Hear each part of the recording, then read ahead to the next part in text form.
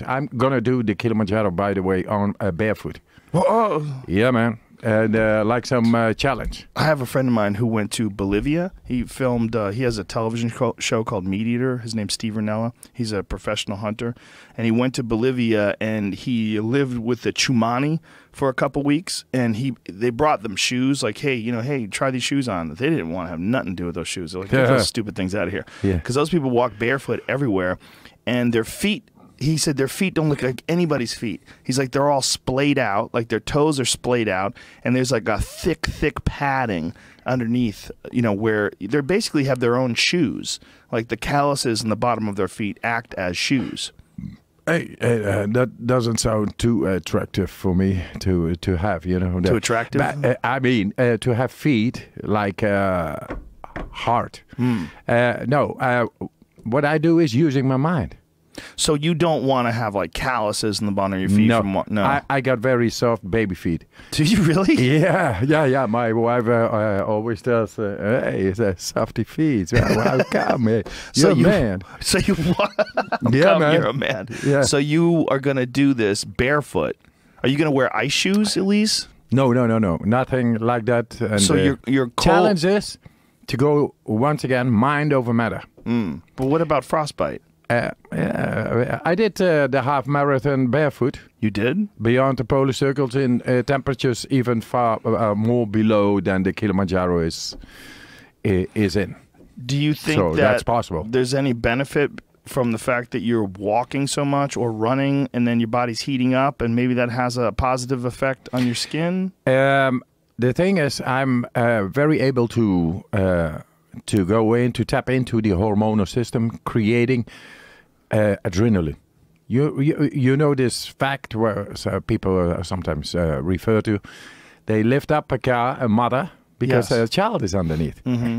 That actually is the mind steering directly into the reptilian mode, the reptilian brain, which is the primitive brain, and there you have direct access to pure adrenaline. Makes you able to do almost inconceivable feats and accomplish it. Only you need the right trigger. Now, because I have been so much into the cold is a real force impact upon you. So you need to learn how to connect with your mind and your breathing into the brainstem, into this adrenaline, to withstand this force, the cold impact. I've learned it. So you're tapping into your brain, you're causing your body to produce more adrenaline, and you're focusing on the areas of your body that are contacting the snow. Like you're focusing on the bottom of your feet? Yes. And it works. I'm still able to look around, how nice the sunset or the sunrise, and be. So there is a margin even therein. We just need to go back to believe. And belief therein means the neurotransmitters and the neurons. Those are signals and charges. So if you charge your body, then you are able to influence up till DNA level. And we have proven this already with the IL-6 interleukins, those connected to, say, inflammation. We could not fend it off. We could not suppress the cytokines, the inflammatory markers. And we showed very effectively, not me only, a whole group of persons, which I trained just in 4 days, to be able to go into the DNA and create the right chemistry consciously by breathing and using the mind to fend off inflammatory markers caused by, say, bacteria inside. So we are actually able to tap into the deepest of ours, have control over adrenaline, stress hormone, and go up to not only in the deepest part of the brain, but also in the DNA. And I got interesting things. So let me ask you, since the last time. I believe you. You got a pile of notes. Yeah. What is it about breathing? What is it about breathing, or is breathing just one component of this? Is it breathing and also focusing on what you're trying to accomplish? Yeah, focus absolutely works. Let me explain a little about breathing. Breathing is chemistry. Oxygen is chemistry in the body. So if you are able to oxygenate the cells more than we do normally, because we talked about the lymphatic system and the tissue, and actually the body is able to store up more oxygen than the 100% we presumed possible. Scientifically, we are able to store up more oxygen. So if a breathing technique, whatever breathing technique, is able to store up more oxygen in the cell, that means going into the tissue, going into the lymphatic system, then suddenly the chemistry becomes alkaline. The acid gets out of the body at will. And then the mind is positive, little electrical charges, neurotransmitters, and they are suddenly able to connect in the body, and enabling you to have control, direct all the systems in the body. That's the way nature meant it to be. So the mind's condition to be effective in the body is making the body by breath, the right breathing, profound breathing, in an alkaline state. Then these electrical signals are able to travel throughout, and the way nature meant it to be is that we are able to direct any part of the body.